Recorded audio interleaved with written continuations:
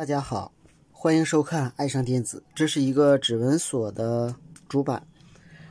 我们看这里边有一个这样白色的原件，这端是接地的，这端是接这个三极管的机极。我们量一下，我们看它是通的。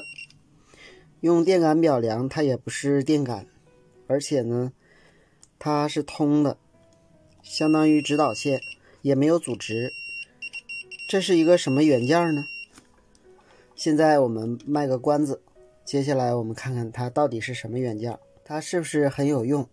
好，我们看一下这个图，相信有的朋友已经猜出来了，也有的朋友一看就知道。它呢就是一个振动传感器，也就是振动开关。它的种类很多，外形都不太一样，但是功能都是一样的。它的外形有很多种，还有这种透明的。其实内部呢就是一个弹簧，放在一个触点上，当振动的时候，这个弹簧就与触点断开了，这样呢就会产生一个开和关。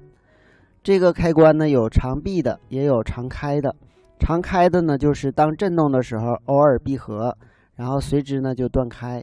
长闭的那就是相反，平常是闭合的，当振动的时候就断开。很显然，汽车的振动报警装置用的就是这种开关。另外呢，还有这种振动模块。振动模块呢，只是利用这个振动开关，然后呢再加上一个比较器和一个电位器，通过 LED 灯来显示它的状态。这个就是振动模块的电路图。首先呢，它通过这两端供电，这个指示灯是点亮的。然后呢，由于这端是供电，这端是接地，这个呢就是振动开关。当正常的时候，振动开关是长闭的，那么它的正向输入端是低电位。由于这端是灵敏度调节电位器，在这个位置取得一定的电压值，反向输入端高于正向输入端，这时这端输出低电位，这个指示灯是点亮的。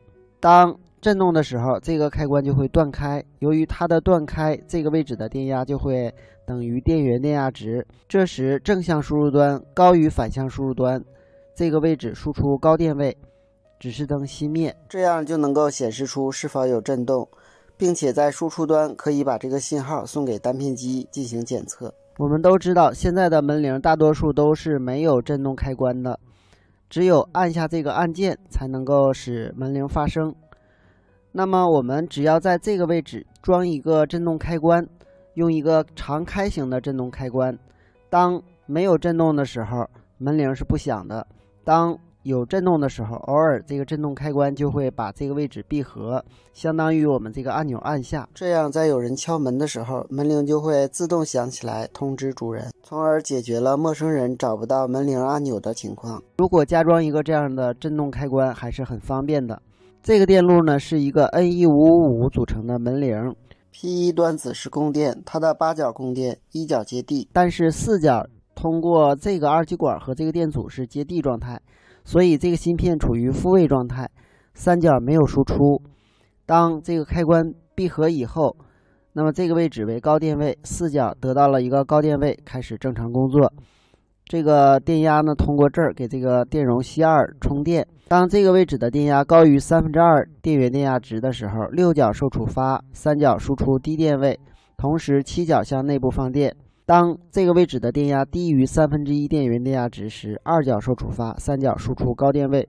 如此往复循环呢，就通过这个电容推动这个扬声器发声，这样就构成了一个简单的门铃。我们普通的门铃呢，一般是一个集成芯片，它会发出叮咚声或者是其他的音乐声，当然也是通过一个按键来触发这个门铃发声的。所以我们只需要在这儿加一个振动开关，就能够在敲门的时候使门铃发声。所以门铃加一个振动开关也是很有必要的。好，今天咱们就到这里，谢谢大家，再见。